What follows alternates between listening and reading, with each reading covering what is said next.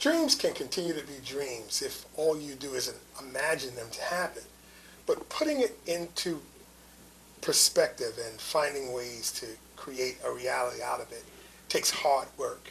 Henry Muhammad has done the hard work and has put a lot of effort and time into ensuring that what he has created is something that will have longevity. Thank you, Mr. Muhammad, for giving me an opportunity to be able to talk with you about this wonderful program that you are a part of. We're doing a series, and we want to develop a way in which we can allow our viewers to understand just how important this program really is. And we know that you are one of the major involvements that has created the development of this wonderful and creative way of being able to provide support and services to people in need. Wow, thank you, Mr. Glenn. Thank you. I really appreciate that. Wow. It's interesting because the cornerstone of our treatment here at Prodigal Sons and Daughters Behavioral Healthcare Services is empathy. We know that the need exists not only because of data, nationwide, millions of people suffer from the disease of substance use disorder as well as mental illness, but from our own personal experience of being one who was afflicted by the disease of addiction and mental health disorder. So as a result of our own rehabilitation and recovery, personally, we received a vision or an inspired visitation, if you will, to set up a program that can help individuals, that were going through the same suffering, the same changes, the same emotional dynamics as I experienced myself in terms of going through it, living through it, and then going through the process of rehabilitation and then establishing a life of positivity and prosperity after going through such suffering. So back in 1985, when I first was introduced to the recovery process, it was the first time that I had ever heard that drug addiction and alcoholism was a disease. It was the first time that I heard that concept. And upon hearing that concept and having had suffered from that illness for 21 years prior to hearing it, it was like the telephone ringing and a bell went off in my head, and I was like, wow, that's an interesting perspective. And from that time, 1985 to this day, we have been substance use free. We stopped smoking about 10 years after we got into recovery. We went back to college, and pursued a degree in counseling services and became a certified drug and alcohol counselor almost a year into our recovery. And for the past 36 years, we have been working in the field of addiction services and mental health services, trying to find a way to help others who are suffering from this dreadful disease. Prodigal Sons and Daughters is a culmination of different individuals who have had that, I guess we can say, that inspiring visit, because all of you are God-fearing and have witnessed to some other investment in your life that others have not been able to receive. And they receive that gift and take it and know that you have confidence that it's going to grow is really something phenomenal. Understanding the reality behind your lifestyle and the idea that it's not just something that can happen to just you. The reality behind wanting to come and put together your own resources had to have some kind of stimulation. Did you have problems in your early development of wanting to change the condition you were living in and then decided that maybe you can be able to do better than what was offered to you? Absolutely. on several fronts. One, I'm born and raised in Newark, New Jersey, to two parents. Father worked, mother was, basically a homemaker. And we basically were poor, but didn't know we were poor because of the love of family back in the early 60s, late 50s. The love of family and the whole idea of extended family. There was a neighborhood, so that if I was to do something wrong and I would see somebody else's mother, or somebody else's mother would see me doing wrong, they would first, start the disciplinary process, report it to my mother, the disciplinary process would continue, and, it helped to make us, recognize, positive from negative or good from evil. So the extended family and the community was there. However, the reality of poverty existed. The reality of, easy access to drugs and guns and, liquor stores in every corner was there. So it was a very slim chance of escaping, experimenting, with alcohol and substance use as a way of escape, from poverty, as a way of escape from, some of the family problems, the dysfunction, within the family. Seeing a lot of individuals in the community who were involved with drugs or either dealing drugs. It was something that we fell into, but we saw it as, when we got into recovery, as something that was not just a problem that was just genetic or just came from the family. It was also some social issues or social situations and circumstances that also feed into the addiction, of the substance abuse process, as well as mental illness. They talk about now some of the vaccinations, that might have had, ill effects, genetically on the mental development or the physical development of individuals in the inner city.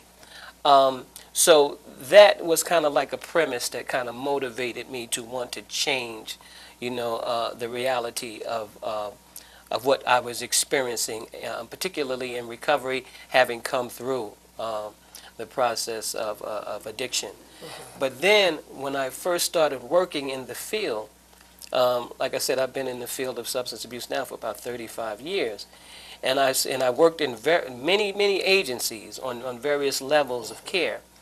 And what I witnessed in terms of some of these agencies is that they were more focused on the business aspect of treatment than they were on the programmatic, and the effective outcome and the efficiency of treatment.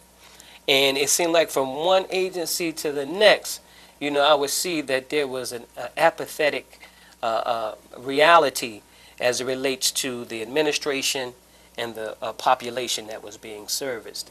And that always motivated me to say, wow, this is not right. Something's got to change. There has to be a way where the process is more integrated with the administration and those that were receiving the services. Most of the programs are top heavy. They had experts, they were so-called experts, because they had all the degrees and, said they had the know-how and this, that, and the third. But it seems like the money didn't trickle down to helping the population that was most in need of the service, and therefore you constantly had this revolving door. They go out, they come in. They go out, they come in. And then the other thing, too, was it wasn't a multidisciplinary approach. By that, I mean the doctors that were treating cirrhosis of the liver wasn't talking to the social workers that was, and the social workers weren't talking to the addiction counselors so that that person that had a cirrhotic liver, can get treatment for his alcoholism so that he can probably help the doctor and help him to, assist him with his liver situation. So being that there was no integration of service back in those days, those things motivated me too. Because everybody had their own specialty, but they weren't working together for the good of the consumer. Even with respect to the judiciary, there was a very serious divide with respect to drug and alcohol treatment and mental illness as it related to the judiciary. And the data says today that between 75 and 85% of those individuals that are incarcerated either have a substance use disorder or a mental health problem. So, of course, the recidivism rate is going to continue to remain high if you don't deal with the issue of substance use and mental illness. So there was no discussion between the judiciary, the substance abuse counselors, the social workers, and the medical profession. Over the years, we have seen that change, and we believe that we were a part of that change. You know, I was one of the counselors that was, in 1995, we were sent to California to be a part of the training for the substance abuse initiative of what they call now drug court. Drug court is an initiative where if individuals have a substance use problem or their crime is related to substance use or selling drugs or the addictive behavior or mental illness, and it's a low-level crime, Right. then they have an alternative to incarceration by going to drug court. Right. We were a part of that process back in 1995. And we're talking about the stimulus to, you know, make us want to develop a program that we thought that was really culturally sensitive and more supportive of the needs of the consumers that were needing this type of help. So it's things like that there. Being a part of that process was a very beautiful process because that brought the judiciary, that brought the medical professionals, that brought the substance abuse counselors and the social workers together to deal with the individuals who had substance abuse and mental illness problems that were a part of the criminal justice system. It was a beautiful move in 1995, and now from that time till today, you know, the drug court is now changing the lives of many individuals, much like myself, you know, who were involved with criminal behavior because of their substance use, or because of their mental illness, or just because of not understanding the dynamics, you know, of the social, the mental, the physical, and the spiritual realities of addiction. So that's one thing that, you know, we've been a part of, and it has been a stimulus to us wanting to establish, you know, an agency that really reflects that model. You have been very clear in regard to the approach of how you recognize the individual opposed to it being a person of addiction, a consumer of resources. Why did you decide to use that as a method of development? Because words are powerful, very powerful. When I first came into treatment, you know, a person that had a substance use disorder was called a dope fiend or a junkie, you know, or Ned the Wino, you know. And these words, these connotations, you know, they have negative effect, deep negative effect. Particularly if you're dealing with a person that already is disenfranchised, you know, already, you know, dealing with family dysfunction, you know, cognitive impairment or neurological impairment as a result of diet or, you know, in the environment that they grow up in. So words are very important in terms of, you know, the treatment process, because you're talking about, you know, cognitive redevelopment. You're talking about changing the thinking of a person. You're talking about changing, which will change the behavior of a person. So we in Prodigal Sons and Daughters understand that the pinnacle of that, or the cornerstone for that reality for us, is empathy. You have to be able to understand to the best of your ability and meet that person where they're at with respect and with dignity, and then you have to set the standard for change. If you set the standard low for change, then that's what you're going to get. But if you go in, you know, with a high standard, if you go in with a high state of thinking, and working with this population, the consumer, and you see them as a consumer of services, not as a dope fiend, not as a drug addict, but a person that has an illness that requires treatment.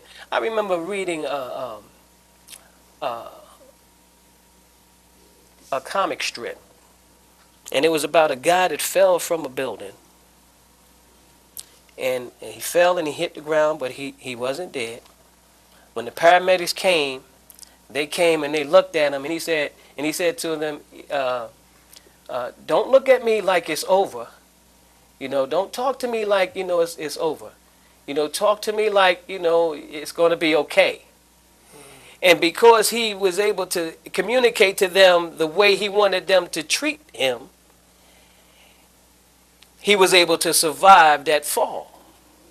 But now if he would just let them come and say, "Oh man, he looks bad. I don't think we're going to be able to help him." Oh, you know what I mean? You see? So it's about the mindset of the provider in terms of how they perceive the person that they're helping that determines the outcome of the help. So years ago when we saw that wasn't happening, we felt within our heart of hearts that we had to find a way to establish an agency that would set up a model that would reflect that ideal. And that's what Prodigal Sons and Daughters is all about.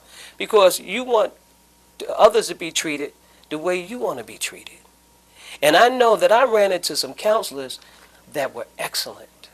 I mean, they were, and they had no, and the beautiful thing about it, the blessing for me was they were individuals just like me. And they had no problem sharing it. They weren't up on no cloud or nothing like that there. They were very empathetic, very caring. Didn't take no nonsense. Every time I tried to duck and slip, no, wait a minute, no, that what you doing ain't right. Come on now, straighten up. You know what I mean? They would call you on your stuff, And, I was blessed to be able to conceptualize, what was going on then. And then, of course, back in those days, the alcohol and drug counselor, we were not licensed. We were just certified.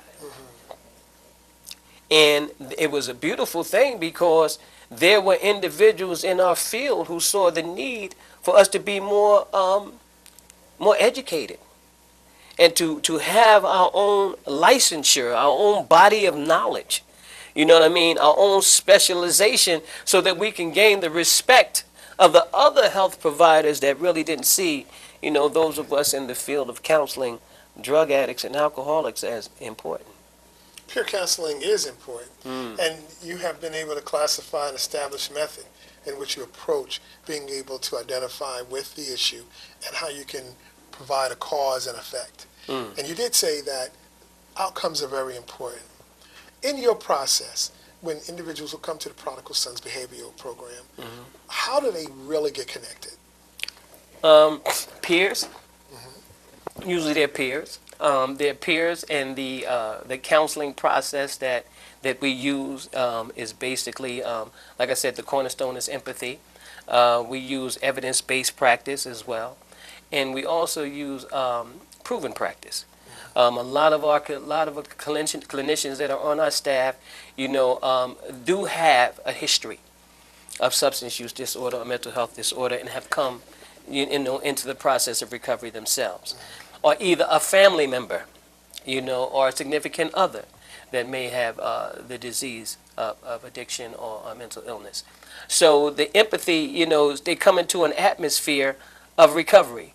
We use, subtle messages. One of the subtle messages that is very well known in the recovery process is live easy, but think first. So they come into messages like that, different slogans that we use. First things first, but for the grace of God, things like that. So they come into an atmosphere of recovery, and we have it, and the way the group process is usually a group process, because one of the things that about addiction and mental illness is that one of the key elements is isolation. So we have to bring them into a socialization process where they begin to learn how to develop, new social relationships and work within the social, dynamic, because this is like a microcosm of what they have to deal with once they leave the treatment process. So we let the group process help the individual connect. When they come into the group process, first there's psychoeducation. So they get education on, they get rules and regulations, they understand what the group process is about. Then we have various topics, that we discuss, because we know that if we can change the mind, change the thing, cognitive behavioral therapy, if you can change the thinking, then you can change the behavior. And then if you can put them in a milieu, in a social construct where it can reinforce that, then the outcome becomes more and more positive. Now what we're trying, one of our greatest problems that we have in that treatment paradigm is we only get a chance to be with them for maybe an hour a day, 2 hours a day, and maybe 3 or 4 days a week. The difficulty is they have to return to their environment. So we work, as hard as we can, as feverishly as we can, to get them connected and to get them engaged. And we have we've been blessed with some good consumers who've been very positive and very constructive and very helpful in that regard. And now what we're working on doing now is moving into the development area so that we can get housing for our consumers, so that we can reinforce what we give them here, put them in an environment to reinforce it, and then start working on what they call recovery supports, which is education, vocation, and employment. You know what I mean? So that we actually almost establish a community within a community. So they come in the caterpillar and they go out the butterfly. So that's something that we're working on now. We've just met with the Director of Housing and Economic Development in the City of Newark, and we're in the process of putting in a RFQ with the City of Newark to provide residents, housing, transitional housing. We're getting into halfway housing and things like that so that we can further reinforce, the positive outcomes that we're trying to, present with our consumers. Have you found that to be one of the most critical areas to focus on the most? Absolutely. Why is that? I don't know. Well, I understand. I was on welfare one time. And most of the consumers that we have, addiction is a very debilitating disease in terms of its symptomology and pathologies as it relates to the environment, family dysfunction, poor management skills, financial, economic deprivation. So a lot of the consumers that we get, they come from the welfare, department. They come from shelters, they're ex-felons, they're coming from periods of incarceration, never worked a day in their life. So the economics of it is horrible. So they have to go to the welfare system to kind of like get a foundation for themselves. But sometimes we find that there's a big gap when we're sending them from treatment to welfare. Case in point, we have an individual that has been in our program for about a year. He has schizoaffective disorder. He hears voices. He has depression. He was living in a shelter. The shelters are supposed to have case managers to deal with individuals like that there so that they can manage the amount of time that they should be in that shelter so that they can transition them into another shelter so that they don't have to become homeless. Okay. That doesn't happen. Right.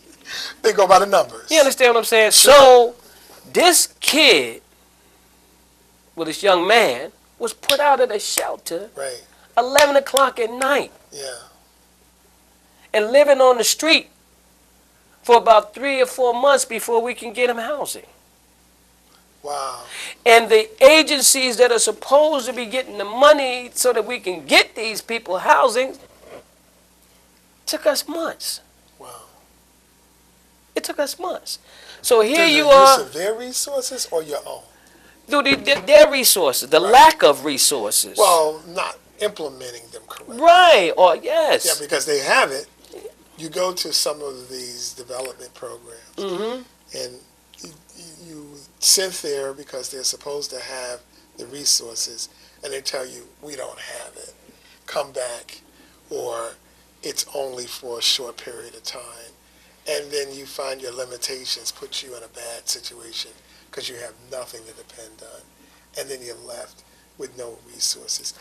How have you been effective in creating resources without the success of being able to implement the kinds of ways in which government has established you to use their source? We have come up with some very creative ways. Please expound on that. I want to talk. We have come up with some very creative ways. I mean, you know, you know, it's not that they're not there. It's just that they can do more. Mm-hmm. But you know, we have had to use, you know, out of the box, you know, resources in order to, you know, help our consumers. We have a community resource center in Newark. Right now, we have a few apartments where we're able to house residents temporarily while they're in our program. It's transitional. We call it gratuitous living. It's transitional.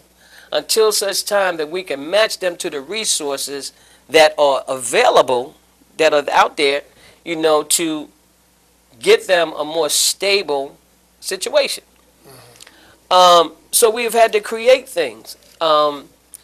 We had to, this one particular person that I was just talking about, he would live from pillar to post. In fact, this guy, and he would, it's amazing how even though individuals have mental illness or substance use disorder, their ability to survive with nothing would stagger your imagination. Wow. He was living in a garage, because the house was abandoned. So he lived in the garage, and he would come to treatment every day because when they live in, you know, places like this here, they squatters and stuff. They'll go to a drop-in center in the morning, you know, clean themselves up, or go into a bathroom, clean themselves up, and then come on and go about their day until we were able to hook them up through the Mental Health Association, a program called Project Live, and we were finally able to get him an apartment. But this took us months because that's a process. You can't just refer them to this particular agency, and because the need is so great that they can, you know, just take the person in. So we had to help them manage it. And then the funny thing is somebody bought the house, right? And so they was telling him that he had to get out of the garage. So he came into the group one morning. He said, "Man, they kicked me out of my house this morning." And everybody laughing because everybody know his situation. Yeah. But you know the support. Yeah. You know when they come here, you know sometimes we'll have we have a collaboration with the food bank. So we'll give them some food, or you know we'll give them something to eat. Case, what did you do? An emergency case for him case, when he pulled. yeah. Well, we contacted Project Live, that agency that we were talking about that provides the housing for them. We told them what his need was, right. what the circumstances were, and you know they stepped in. Oh, okay. You know, to help us, you know, with this particular situation. So you know it's on a case by case basis. You know what I mean? But it's just not enough. It's not enough. It's not readily available. Sure. So our thing and is, there's so many restrictions. Yeah. And you didn't limit it to, well, you don't have this or you don't have that. Right. We're going to do what we can to make it work. Yeah. And we know you're not living where you're supposed to, but we're not going to reject you. Right. Because we need to help you. Mm-hmm. And a lot of unfortunate situations occur. I can attest to it being part of my lifestyle. When I went out for government services, I was denied because my wife and I are married and we had children, and it wasn't a dysfunctional family. And because we weren't a dysfunctional family, we were denied resources. And we had to find our way into becoming able to get a stable environment for our family. And it was very difficult Wow. And, you know, it took other services like our church and different opportunities that are not the mainstream that should really happen to help you approach those difficulties. And I think that that's what we're really talking about. And I'm here with Mr. Henry Muhammad, who is the director of the Mental Behavioral Health Care and Substance Abuse Services here at the Prodigal Sons and Daughters program. And Mr. Muhammad, one of the things that was also very inspiring about the way in which you approached being able to help people was to the extent that it became something that you wanted to become more knowledgeable about. Let's talk a little bit about your educational background. Oh, wow. Well, I went to school as a kid, went to public school up until the, I think, 7th or 8th grade. And then I went to St. Benedict's Prep. And then from St. Benedict's Prep, at that time, St. Benedict's Prep had closed down for reasons unbeknownst to me. You know, I mean, I have my ideas on why it closed down, but it closed down. And then from there, I went to St. Peter's Prep. And then after being in prep school for so long, you know what I mean, I just got tired of being a preppy. But also understand the dynamics of the era that we were in. We were in this was like in the mid 60s, early 70s. So the era was like, a era of revolutionary change taking place within the inner cities. You know, it wasn't too long from the rebellion in Newark. So the consciousness, among the urban community, and particularly blacks in the urban community, was changing. So I'm coming into that now. I'm about 16, 17 years old. I'm getting this new perspective on culture, on society, on, a knowledge of self, and, you know what I mean, and what we've been through, in this country. So, that kind of like, I kind of like got caught into that. And subsequently, I left St. Peter's and went to Arts High temporarily. And then, because at the same time I was, using drugs and getting high and starting to make bad choices, I wound up going to prison. I went to prison for about 3 or 4 years. Got involved in some risky behavior, and but it was an education for me that is unmatched by any other educational institutions that I've gone through. When I went to and when I became incarcerated, I really got into my religious beliefs as a Muslim. Really started practicing my religious faith, and that got me through the prison system, which is something else we need to talk about as relates to counseling, which is called post-incarceration syndrome, which is a part of the addiction process. It's almost like post-traumatic stress disorder, because anytime you go through a situation like that, which is an abnormal situation for a human being to go through, and some of the experiences that you experience as a result of that, you definitely need treatment, on the other end. Wow. Regardless, it should be a standard. No doubt. A lot of times they just let them go. They just let them go, and that's what happened with me. And as a result, I went right back into drugs. Wow. Went right back into trouble, and was going in and out of jail for another 4 or 5 years. Okay. So there was a 7 to 10 year span. And then at the same time, because of the dysfunction and not understanding what relationships was about, I got young ladies pregnant. We're having these children, over here, over there, and everywhere, and not being responsible, because not understanding responsibility because I'm under the influence of alcohol or drugs, and then finally that was your responsibility, right? Finally, something's hit, and I heard that if you're going to rehab, that you get more money from welfare than what you receive on your regular welfare check. Okay. Now, by that time, I was homeless. I was living on the street, between New York and Newark. I had burnt all of the bridges in terms of my parents, so I was just lost, and You know, and while we were out drinking one day, me and one of my drinking buddies, he tells me that if you go to rehab, you know, you get more money from your welfare check than what you was getting. We was getting about 130. I think if you go to rehab, you get two something. And then some people after rehab, they went to Social Security and got Social Security disability because addiction is a disability. So, you know, it's a part of the game. Right. You know what I mean? It's a culture. It's a subculture. And some people, you know, become so addicted to the culture, you know, more than the drug and alcohol itself. And so you have to understand all of those dynamics when you're counseling individuals, because you have to you have to let them know that, you know, part of that is part of the disease too. Right. But anyway, so we go through all of that. And so I'm drunk, and they done, you know, canceled out my welfare check, so I knew that if I go to rehab, I get it back. So that was my intention at first. Like the young ladies who have more than one baby because she can know. Right, go to more welfare. So this is the syndrome. Yeah. You know, it's the logic of it's reality. Part of the pathology. I can't get a job, so I might as well get some money. It's part of the pathology. So go on. So I go down to this rehab, and it's an outpatient program.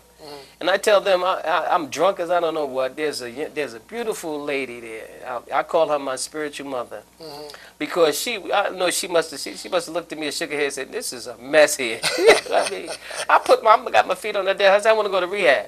So she gives me an AA meeting list. Okay. See, back in them days, they checked your motivation. They didn't just take you in right away.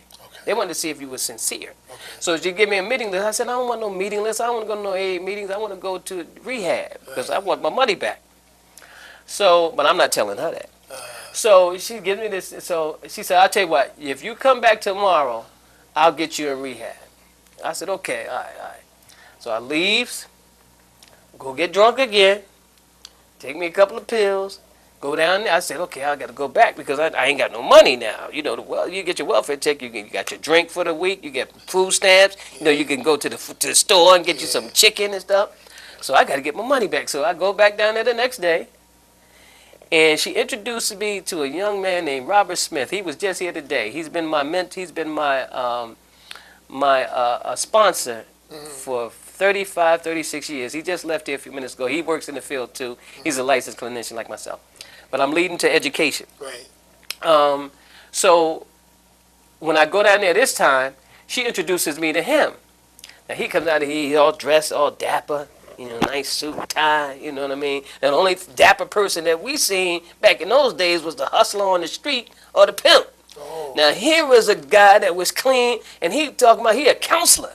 So I said, whoa, this is deep, you know what I mean? So he talks to me, you know, he real nice. He said, listen, man, you know, look.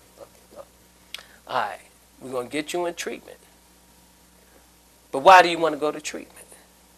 I said, hey, man, I want to get my life together. I ain't going to tell him that, you know, I want to give a welfare check. He said, well, you got to tell him the truth. You know what I mean? Yeah, that is your life. Yeah. So I said, okay, all right. Yeah, man, you know. So he asked me, he said, okay, I'm going to send you to detox. He called the detox up. I talked to the detox. They're going to take me in. He asked me, okay, now there was $1.25. He said, you got a bus fare to get there? And I had $1.25 in my pocket. That's enough for one more pint of wine. So I needed one for the road because I'm going to go into a detox hospital. So I said, no, I ain't got no money, man. I ain't got no money. So I said, can you give me the bus fare? He said, no, I'm not going to give it to you. I'm not going to give it to you. He said, but I'm going to walk you to the bus stop, and I'm going to give the money to the bus driver. Because he knew that if he would have gave me that money, 9 times out of 10, I wouldn't have got to the bus. You would have had I would have had 2. Right. So go on. It's an insidious disease. It's the logic that he realized. Right, because realized he knew. your economics. Yeah. And your economics had nothing to do with what his economics was. So he made it clear. Absolutely. And that's where it really established itself. Right. Okay. And I haven't got it yet, but it's the seed is being planted. Yeah. So he takes me to the bus stop, gives the bus driver the bus money, tells him to take me directly to Seton Center, which is right over in Elizabeth, right off of Broad Street. The bus goes right across the street. Liquor store is right across the street from the hospital. It's always like that. I don't understand. So I go to the liquor store to get my last pint because I know I got to wait and, sit in there. And I went into the detox. They accepted me in. Okay. The detox happened to be the hospital where my oldest sister was born. Wow. And I learned that later on. But anyway, I go into detox. The next day, I sleep that night. The next day, I meet another counselor. Dapper again. But he ain't no pimp. He ain't no hustler. He's a counselor. And he's talking my language. And, he can identify. And I'm like saying, whoa. And that's when I heard that addiction is a disease. That's where education started for me. Once I heard that, I said, well, I'm not a bad person. He said it affects you mentally, physically, and spiritually. And it affects every aspect of your life. It's incurable, but it can be managed. You know what I mean? You can manage it. And then they started talking to me about these 12 steps. You know what I mean? And this fellowship of recovery, a new social dynamic and changing people, places, and things. So all of this knowledge is coming to me, this newfound knowledge. So it was like, wow, this is heavy. So I got into it, man, and I just loved it. Locked into it. Locked into it. And then from that point on, I started going to meetings, and then I started seeing people in meetings that I hadn't seen on the street for a while. So I said, why? This is all right. Okay. And from that time to this day, got it. Wow. So I went back to school at Rutgers University. Then I got my master's degree online. Through the programming? Huh? Through the programming itself? Yeah, through the program. Yeah, because then I was able to go back through DVR, Division of Vocational Rehab, and they assisted me, and but basically I was able to do all of that myself because, I wasn't, chronic to the point where I was, low functioning. Okay. I was kind of like a mid to high functioning, addict, and my stress disorder was manageable to the point where I didn't need medication. Probably today I might need medication because sometimes, it just, the stress of it all, could make you feel, particularly when you have those gaps in service, because a lot of times between, us counseling our consumers and what happens to them once they leave the office in terms of the other agencies, it's just, it's mind-boggling. So that's why we're getting into this development. That's why you're expanding and developing more. Absolutely. Because there is that need there. Yes. And how is the program going to be effective without those kinds of resources? Absolutely. You also have a part in the Prodigal Sons and Daughters where you have a mentoring type of program. Right. And the individuals will get some of those areas of concentration that you talk about, giving them the incentive to want to go back to school. Do you have a connection with any institutions in that capacity? Yes, sir. We have an internship program. Okay. Where we have what we call memorandums of understanding with Rutgers University, Essex County University, Essex County College. Kane University is one of our biggest, supporters. They send us students. We also have Montclair University and New York University. We just established an MOU with New York University. We're also in the process of developing what we call Prodigal's University of Science and Health, which is our own vocational, program where we can teach the, adult STEM. Yeah, yes, right. Yeah, because we find out that regardless to your background, there are some areas in the healthcare field that you still can work, like medical assistants, phlebotomists and things like that. Yeah. So we're also bringing on staff internal medicine. Okay. Where we can do primary medical care, for our consumers, and even provide, medication-assisted therapy, for individuals that really have, severe, opioid or alcoholism, disorder. So we're bringing that on board too. Do you find a resentment in relationship to you being a recovering addict, that people who have no real addiction are not getting the kind of services that people who have addiction do? Wow. Kind of. Not really, no, because, help is help. You know what I mean? Regardless to what, the issue is. Whether it's medical, services, or whether it's social services, or whether it's addiction services, or, academic services. Whatever it is, I believe that, where there is a need, there should be a resource to help that need. and I have no resentment for that. And I don't think anybody else should have a resentment, towards, a person getting their needs met. I think that that's what, civilization is all about, you know what I mean, in terms of those that are in authority, helping its citizenry. There has to be a connect as it relates to the human needs. Not necessarily the wants, but the basic needs. And that's one of the things, that's another thing that's missing in our area of service too, is that a lot of the agencies don't focus on the basic needs of our consumers. We can't just be, concerned with, their emotional and their psychiatric and their addictions problems and not be concerned with their basic needs. Because how can a person hear you, or how can a person even want to change if they're hungry? Or if they don't have a place to stay, or their family is like all over the place, you know what I mean, and there's no help for the family, or there's medical issues, or even as it relates to, you have brought up something a few minutes ago about the church. Another thing that we're trying to bring into in Prodigal Sons and Daughters is a chaplaincy program, where they can have pastoral counseling.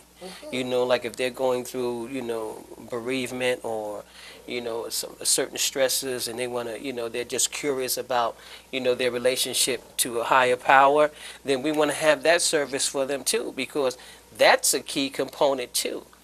And if we can get the churches and the mosque, and the synagogues more involved in this whole recovery process, then you have a holistic approach. You know what I mean? And that's what we didn't do in the past. When you leave one element out, you know what I mean, then that changes everything. It takes the whole village, you know what I mean, to deal with this situation. So, yeah, we want to bring that involved too. But that's interesting. Yeah. And the whole idea of establishing many methods. When a person comes in, you have no reason to turn them away, but they have no reason to find it difficult to return. Right. And I think that that's the whole concept that Absolutely. you all are trying to embrace. Not Yes, just sir. a one-stop service, Right. but an entire community that can encompass every area of your need, and building it so that it can have some longevity in your lifestyle. Yes, sir. The clear element of now how you practice what you preach, and developing ways in which you can establish an opportunity to give the individuals who are going through problems. Let's talk a little bit about the benefit of areas that you're looking at to really create a method of resistance in terms of making sure that an individual don't have to go to that point.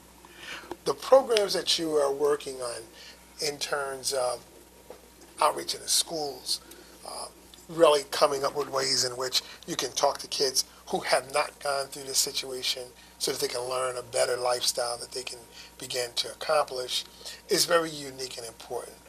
Let's discuss that a little bit. Wow. Right now, we're developing our outreach strategies. What you're talking about is more or less like prevention and intervention. We're establishing outreach to several of the schools in the community. Right now, we're working with one of the schools, Weekway High School.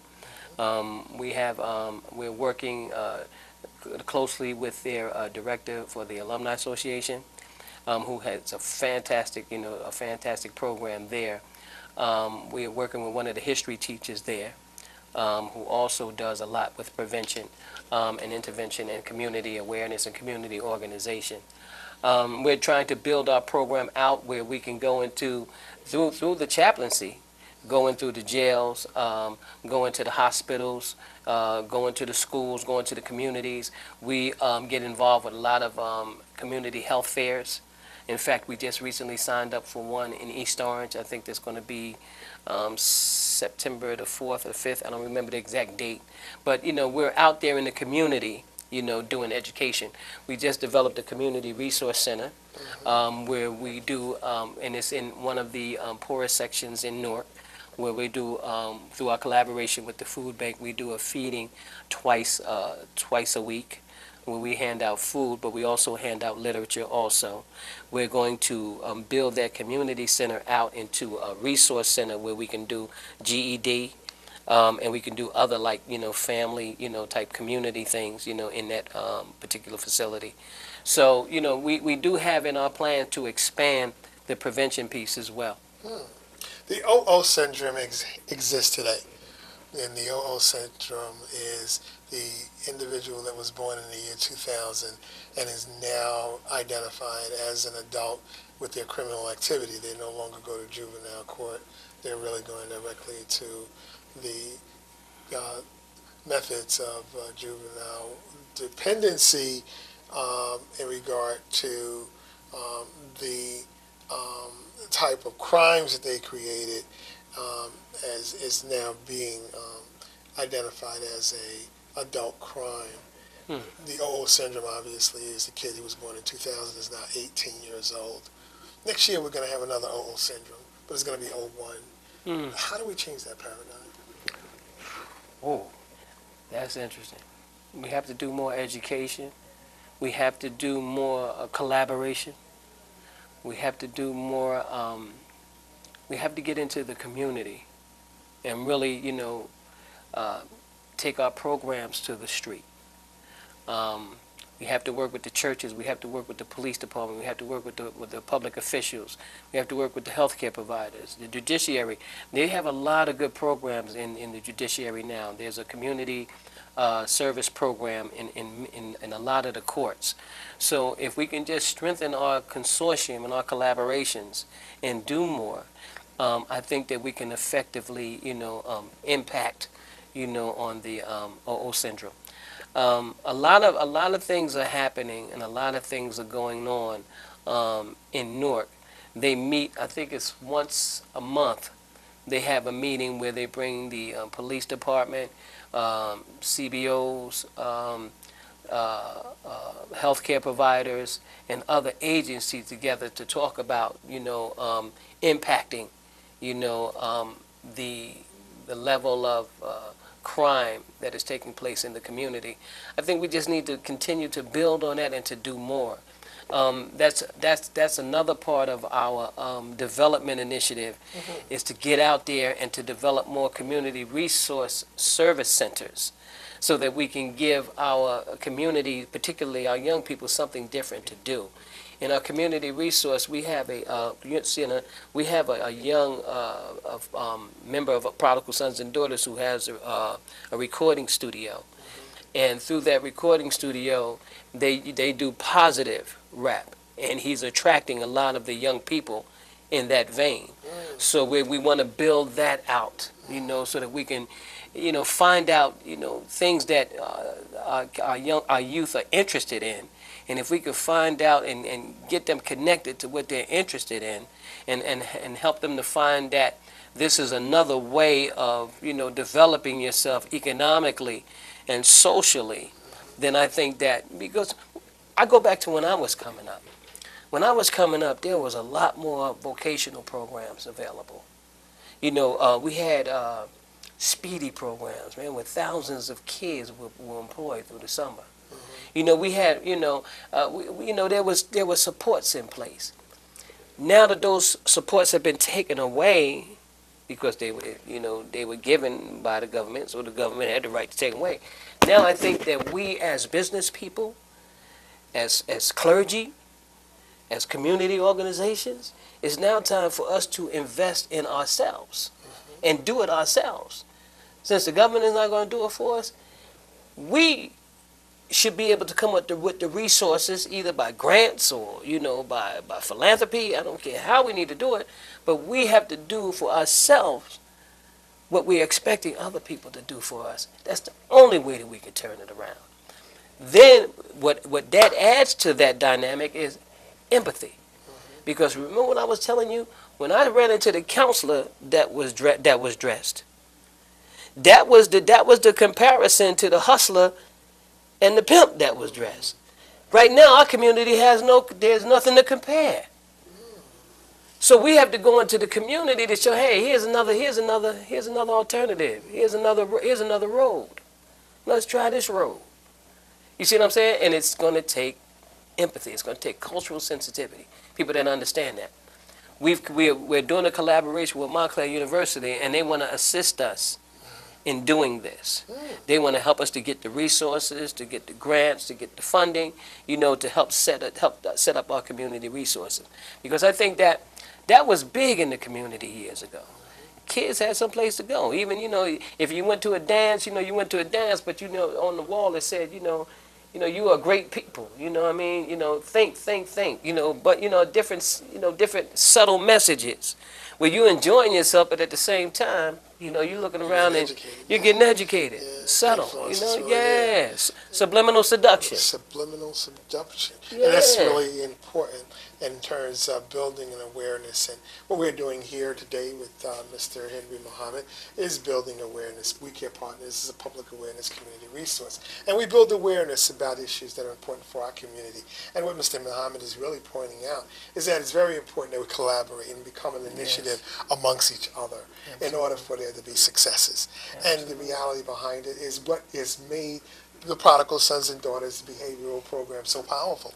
A collaboration, an initiative that really does care about the community and is not just subject to finding out how they can be able to keep their numbers up, but to be able to show their successes and to show that those individuals who are becoming successful still apply themselves to helping others. Absolutely. Mr. Muhammad, it's been really a wonderful Wow, opportunity. thank We're you. going to look forward. Thank you, We have Mr. Glenn. a greater opportunity to work with you. Wow. For those of you who may not know, Mr. Muhammad is also an entertainer.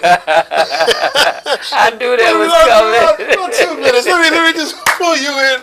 Let's talk a little bit about the group that you're a part of. Yeah. Let's say we want to know a little bit more about your history as far as the message that you bring out in song. Let's talk about it. Wow, I'm telling you, I was just watching my cousin, John P. Key, on TV the other day. And, I remember when we was kids and our parents used to come together and sing gospel, and we would be at the table and we would be listening to them. And, lo and behold, we didn't know that they were actually putting in the seed of entertainment, into us. And as a result of that, we've been, a part of a group that's been together for more than 40 years. The Silver My Stars. brother and I, the Silver Stars. So that's your brother and who else? Yeah, my brother, and we have another member named Abdullah, and we just got a new member named Bernard Hill from Patterson. And we just performed at our 30th annual reunion that we have at Scudder Home Projects. That's where we grew up at. Yeah, so this Saturday we just performed there at that reunion. And that's a time for all of us who grew up there to come together, because we started it because we kept on seeing each other at funeral parlors. Wow. That would be the only time that we would see each other. Yeah. So we said, listen, we got to stop this. So we developed a committee, and the committee is now 501c3. And that's a way of bringing our community together and keeping, teaching the children, our culture and, how we were, because we've been every year that it's held, we go and we perform, voluntarily. We just give back. And as a matter of fact, when we came back from South Africa, when we was with Ted Mills over there, I think we came back to our reunion that same couple of days later. And we told them about our trip to Africa.